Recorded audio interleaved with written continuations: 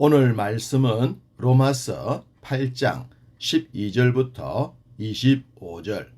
제목은 육신적 싸움에서도 승리입니다. 성도들이 믿음으로 거듭나게 되면 세상 사람들처럼 싸우거나 다투는 일에 잘 관여하지 않습니다. 가능하면 참으려고 하고 용납하고 용서하려 하죠. 그것이 사랑이신 주님을 닮아가는 모습이기 때문입니다. 그렇지만 성도들이 반드시 양보하지 않아야 할 싸움이 있습니다. 그것은 영적 전투입니다. 이 싸움에선 절대 양보가 없으며 반드시 이겨야 합니다. 상대를 불쌍히 여길 필요도 없습니다. 이기는 것만이 주님의 뜻이기 때문입니다. 앞서 보셨던 말씀이죠. 7장 23절. 내 지체 속에서 한 다른 법이 내 마음의 법과 싸워 내 지체 속에 있는 죄의 법으로 나를 사로잡는 것을 보는도다. 우리 속에서 두 개의 법이 싸운다고 했습니다. 이 싸움이 바로 영적인 전투입니다. 눈에 보이지 않지만 신랄하게 싸우는 전쟁입니다. 바로 이 전쟁에서 패하게 되면 우리의 믿음은 피폐해지고 맙니다. 그러하기 때문에 서두에 드린 말씀처럼 반드시 이 싸움에서는 이겨야 하는 것입니다. 오늘 본문도 동일한 말씀을 합니다. 12절. 그러므로 형제들아 우리가 빚진 자로 돼 육신에 져서 육신대로 살 것이 아니니라. 육신에게 져서 육신대로 사는 것이 영적인 전투에서 패배하는 것을 의미합니다. 우리가 거듭났지만 육신을 가지고 있죠. 육신은 언제나 불안하며 실수할 가능성이 높습니다. 사탄은 그 사실을 알고 우리의 육신에 공격을 가하는 겁니다. 성도들이 육신대로 행동하도록 만들죠. 옛 성품을 건드리고 소위 성질을 내게 합니다. 그래서 받은 은혜를 쏟게 만들죠. 바로 이런 싸움에서 이기기 위해선 강력한 영적인 무장이 필요한 것입니다. 그럼 강력한 영적 무장은 어떻게 하면 될까요? 14절. 무릇 하나님의 영으로 인도함을 받는 사람은 곧 하나님의 아들이라. 하나님의 영으로 인도함을 받는 것입니다. 이 부분을 학교에 다니는 학생들에 적용을 해보면 이러합니다. 학생들이 선생님의 말씀을 잘 듣는 것이 여러모로 봤을 때 좋죠. 그렇지만 모든 학생들이 선생님의 말씀을 잘 듣지 않습니다. 나름 자기의 생각이 있기 때문이죠. 얼마든지 선생님의 가르침을 뛰어넘을 수 있다고 생각하죠. 물론 똑똑하고 머리가 좋은 학생들 중에 말입니다. 그렇게 하여 학생들 중에 자신이 원하는 목표를 이루기도 합니다만 그것은 지극히 일부분에 불과하죠. 일부를 가지고 전체를 평가할 수는 없는 것입니다.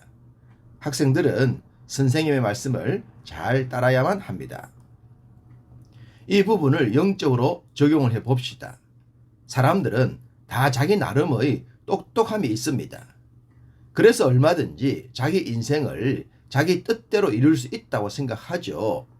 거듭난 성도들 중에서도 말입니다. 이런 생각을 하게 되면 강력한 성령님의 인도하심에 자신을 전적으로 맡기지 않게 됩니다. 입으론 알겠다고 하지만 실상은 자기 머리가 시키는 대로 살아가죠. 그럼 이런 삶이 결과가 좋은가? 앞서 말씀드렸던 학생처럼 좋을 수도 있습니다. 그러나 그 좋음이 전부가 아니라는 겁니다. 우리는 공부하는 학생과 근본적으로 다른 삶을 살고 있기 때문입니다. 우린 영적인 싸움을 하는 사람들이죠. 영적인 싸움에서 개인의 생각이 개입되면 될수록 육적인 싸움으로 변하게 되고 결국엔 육신에 져서 육신의 삶이 되고 맙니다. 강력한 성령님의 인도를 받지 못하면 사탄에 더 가까운 존재가 되죠. 그렇다고 구원이 무효가 된다거나 그런 의미는 아닙니다. 성령님의 인도를 받는다는 것은 하나님의 뜻을 이룬다는 의미죠. 우리가 궁극적으로 행해야 할 하나님의 나라를 위해서 말입니다. 그것이 또한 우리들의 삶을 복되게 합니다. 영혼이 잘됨 같이 범사가 잘 된다는 것을 의미하죠. 영적인 우선순위가 뒤틀리게 되면 삶의 모든 것이 흔들린다는 사실을 잊지 않아야 합니다. 개인의 삶이 잘 되기 위해서라도 성령님의 인도에 자신을 맡기는 겁니다. 하나님은 성령의 인도하심을 받는 자들을 향해 하나님을 아빠, 아버지라 부를 수 있는 특권을 주셨다고 합니다. 우리가 하나님의 친 자녀들이라고 하십니다. 그리고 그 자녀들에겐 부모님의 재산이 상속되어지는 특혜가 생깁니다. 비록 고아였다고 하더라도 법적으로 자녀가 되면 그 모든 특권을 누릴 수가 있는 것이죠. 17절 자녀이면 또한 상속자 곧 하나님의 상속자요 그리스도와 함께한 상속자니 우리가 그와 함께 영광을 받기 위하여 고난도 함께 받아야 할 것이니라. 하나님의 상속자가 된다는 것이 얼마나 고귀한 일일까요? 상상해 가십니까? 자녀들은 부모님이 이루어 놓은 모든 것들을 마음껏 누릴 수가 있습니다. 고생은 부모님이 했는데 누리는 것은 자녀들이라는 생각이 들 정도로 말입니다. 좋은 집도 마음대로 들락거리고 부모님의 좋은 옷도 입을 수가 있죠. 부모님의 유산도 물려받는 것이 가능합니다. 이 모든 것은 자녀라는 이유 하나 때문입니다. 하나님은 우리에게 그런 약속을 해 주셨습니다. 영원한 천국을 이미 보장하셨죠. 또한 땅에서의 삶도 특별함을 말씀하셨습니다. 이런 복이 보장되어 있는데 어떻게 성령님의 인도하심을 거부할 수가 있겠습니까? 거부한다면 하나님께서 주시는 특권이 어떤 것인지를 몰라서 그럴 겁니다. 그러니 믿고 맡겨야 합니다. 어떤 분들은 이런 이야기를 합니다. 하나님의 말씀처럼 믿고 따랐는데 너무나도 힘든 일들이 많이 생기더라 라고 말입니다. 그럴 수 있습니다. 만약에 모든 성도들이 믿고 따랐을 때 범사가 형통해진다면 진짜로 성숙한 믿음의 자리에 이를 수가 있을까요?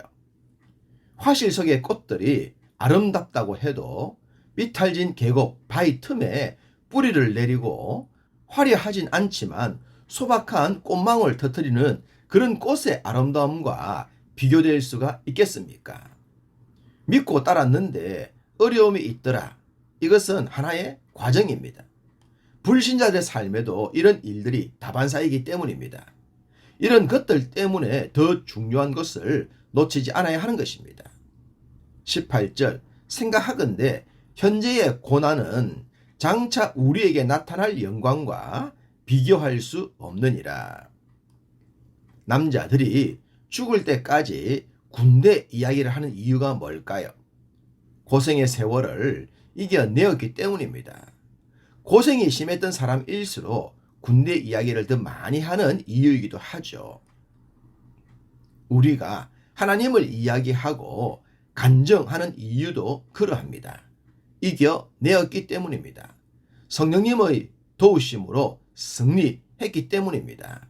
이런 삶에 자랑할 것도 많고 현재 자신의 삶에 보여줄 것도 많을 줄 믿습니다. 이런 삶을 위해 우리의 모든 삶에 성령님의 강력한 인도하심을 의지합시다. 오늘도 그런 삶을 통해 육신적 싸움에서도 승리하여 행복한 웃음이 가득한 하루가 되시기를 간절히 소망합니다.